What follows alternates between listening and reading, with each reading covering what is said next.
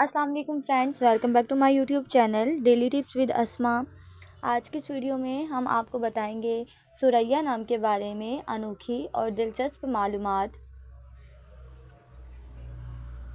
सुरैया नाम का शुमार लड़कियों के नामों में होता है।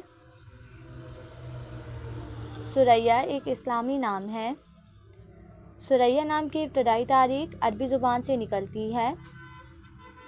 सुरैया नाम की लड़कियों के लिए खुशकिस्मत नंबर 9 माना जाता है।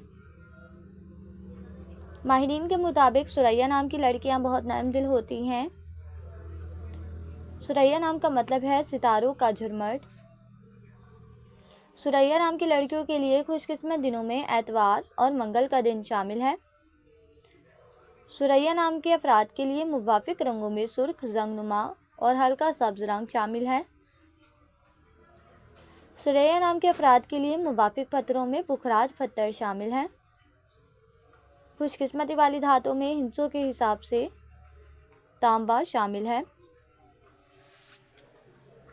फ्रेंड्स, अगर आप अपने नाम का मतलब जानना चाहते हैं तो कमेंट बॉक्स में अपना नाम लिखें। इंशाल्लाह हम आपके नाम की वीडियो ज़रूर बनाएंगे। Thanks for watching. अल्लाह हाफिज़।